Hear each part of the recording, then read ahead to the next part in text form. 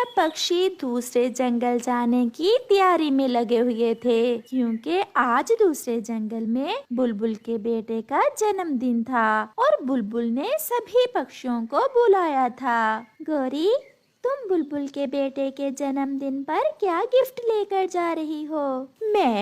मैं तो नहीं, अभी नहीं बताऊंगी। मैं सरप्राइज ही दूंगी। मेरे कालू जी शहर गए हुए हैं कोई बढ़िया सा गिफ्ट लेने के लिए। मैंने तो बुलबुल के बेटे के लिए एक अच्छी किताब ली है। किताब?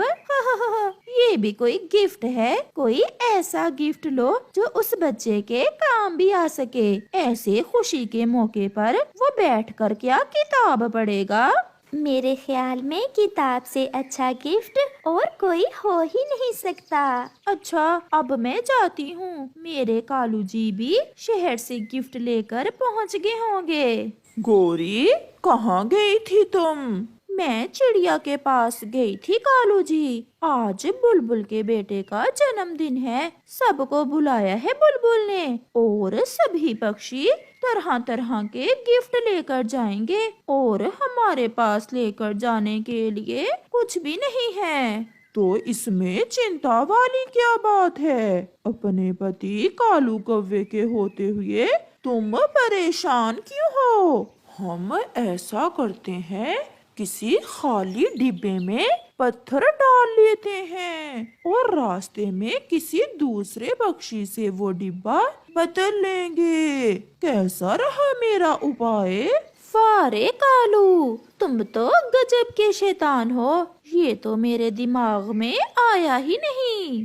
फिर कालू कौवा एक बड़े डिब्बे में कुछ पत्थर डाल लेता है। दोपहर के बाद सभी पक्षी एक पेड़ पर इकट्ठे हो जाते हैं। जाने का समय हो गया है और अभी तक वो कौवा और कौवी नहीं आए। वो आने ही वाले होंगे। गौरी ने तो बुलबुल के बेटे को देने के लिए कोई महंगा गिफ्ट खरीद रखा है। चिड़िया, क्या सच में गौरी भी बुलबुल के बेटे को गिफ्ट देगी?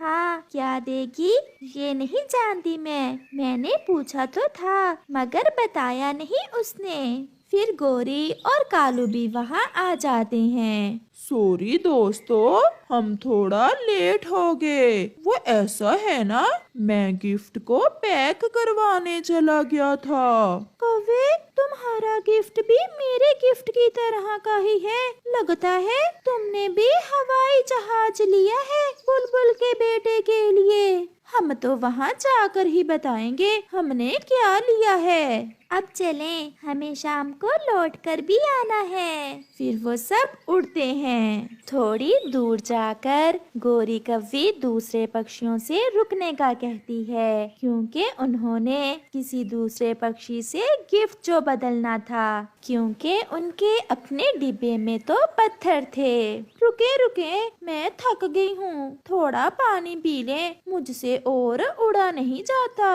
अब ज्यादा देर ना लगाना, हमें जल्दी जाना होगा।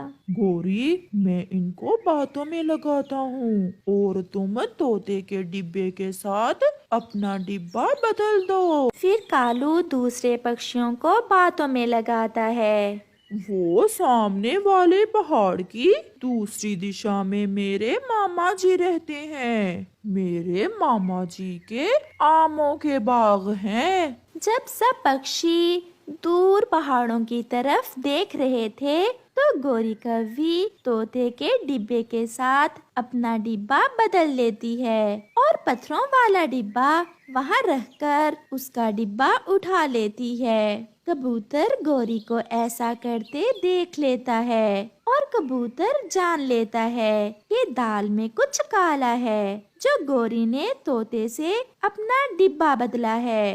कबूतर खामोश रहता है। वो सब फिर से उड़ते हैं। थोड़ी दूर जाकर कबूतर दूसरे पक्षियों से कहता है, रुको रुको, मुझे वॉशरूम करना है, थोड़ी देर रुको। वो सब फिर से रुक जाते हैं। गोरी और कालू, वो सामने वाले पेड़ पर कितना मीठा अमरूद लगा हुआ है। अमरूद को देखकर गोरी और कालू तुरंत अमरूद खाने चले जाते हैं और पीछे से कबूतर जो डिब्बा उन्होंने तोते का चुराया था वो दोबारा तोते से बदल देता है। ये अमरूद तो बहुत मीठा था। मैंने वॉशरूम कर लिया है, चलो अब चलें। वो सब फिर से उड़ते हैं। आखिर वो सब पहुंच जाते हैं। बुलबुल ने सब पक्षियों के लिए अच्छे अच्छे भोजन का बंदोबस्त किया हुआ था। हमें बहुत खुशी हुई बुलबुल बहन, जो आपने हमें अपने बेटे के जन्मदिन पर बुलाया। अब जल्दी जल्दी से अपने अपने गिफ्ट दे दो और देखते हैं सबसे सुंदर गिफ्ट किसका है। गोरी ऐसा कहती है। फिर सब पक्षी बुलबुल के बेटे को अपने अपने गिफ्ट देते हैं। चिड़िया के डिब्बे से किताब निकलती है। कबूतर तो चॉकलेट लाया था। अब मेरी बारी है। जब गोरी अपना डिब्बा खोलती है तो उसमें से पत्थर निकलते हैं, जिन्हें देखकर गोरी हैरान हो जाती है। गोरी, ये क्या तुमने डिब्बा बदला नहीं था? बदला था। गोरी ने तोते से अपना डिब्बा तो जरूर बदला था, मगर जब मुझे वॉशरूम आया था तो मैंने वो डिब्बा दोबारा तुम्हारे वाले डिब्बे से बदल दिया था। अच्छा, तो मुझे उल्लू बनाने के चक्कर में थे। अब हुई ना बेइज्जती सबके सामने, लाए भी तो पत्थर। फिर गोरी और कालू अपना सर शर्म से झुका लेते हैं और उन्हें सबके सामने शर्मिंदा होना पड़ता है। गोरी कव्वी पहाड़ों वाले जंगल में रहती थी। वो हर समय कोई न कोई शरारत करती रहती। सभी पक्षी उसकी शरारतों से तंग थे। चिड़िया अपना पानी का मटका लिए जा रही थी कि गोरी कव्वी पीछे से पत्थर मारती है और चिड़िया का पानी का मटका तोड़ देती है। बुरी गोरी कव्वी, ये तुमने क्या किया? तुमने मेरा पानी का मटका क्यों तोड़ दिया? मैंने सोचा कि तुम थक गई होगी, इसलिए मैंने तो तुम्हारा बोझ कम किया है। मेरे पास ये एक ही मटका था जिसमें मैं पानी लेकर जाती थी। अपने पति से कहना नया ला देगा। ऐसे कहते हुए गोरी कव्वी वहाँ से चली जाती है। रानो, आप तो पानी लेने गई थी नदी पर और खाली पंखी वापस लौट आई हो। क्या बताऊं, उस गोरी की बच्ची ने पत्थर मारकर मेरा मटका ही तोड़ दिया।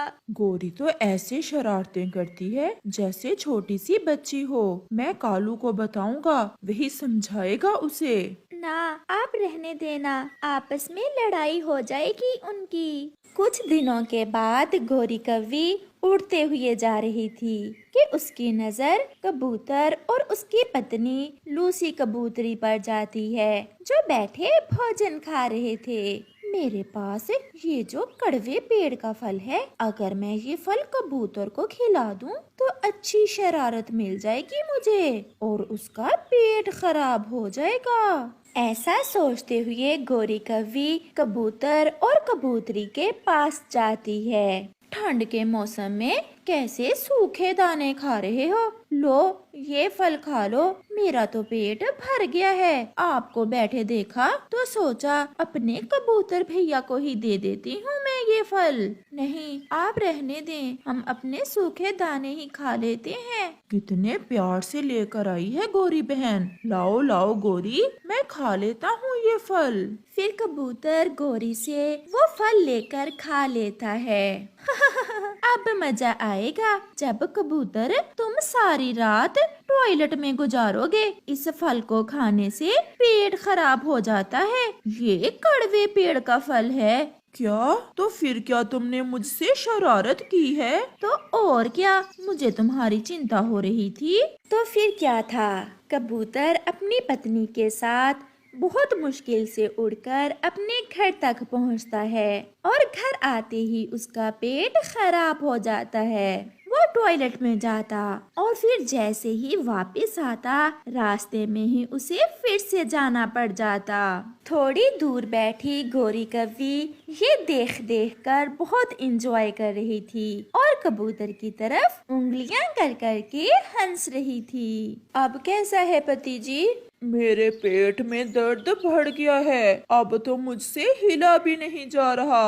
आप जाएं और बुलबुल को लेकर आएं, मैं मर रहा हूँ। मैंने मना भी किया था, फिर भी आपने मेरी बात मानने की बजाय गोरी से वो कड़वे पेड़ का फल लेकर खा लिया। फिर लूसी कबूतरी बुलबुल के पास चली जाती है। क्या खाया है कबूतर ने? बुलबुल बहन, गोरी ने उसे धोखे से कड़वे पेड़ का फल खिलाया है। उसने शरारत की होगी, मगर कड़वे पेड़ का फल खाने से इतना पेट दर्द तो नहीं होता।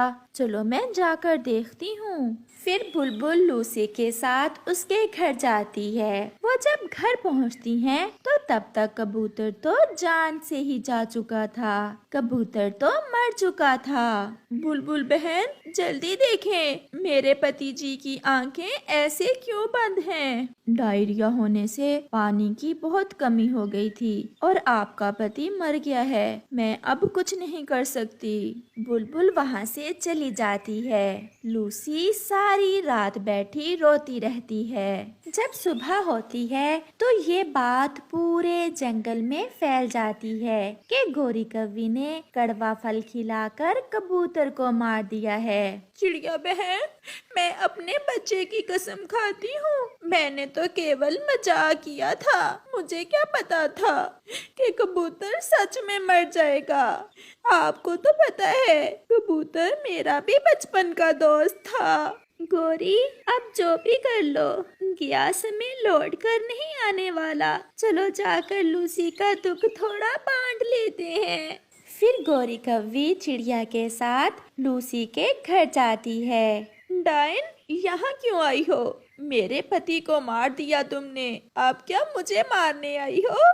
क्या बिगाड़ा था मेरे पति जी ने तुम्हारा? हौसला करो लूसी, हौसला करो। मैंने मजाक, आप यहाँ से चली जाएं। मुझे विधवा कर दिया तुम्हारे मजाक ने। फिर गोरी रोती हुई वहाँ से चली जाती है। एक छोटे से मजाक ने एक जान ले ली थी। अब गोरी जितना भी रोए, जो भी करे, कबूतर लौटकर कहाँ आने वाला था और ना ही गया समय।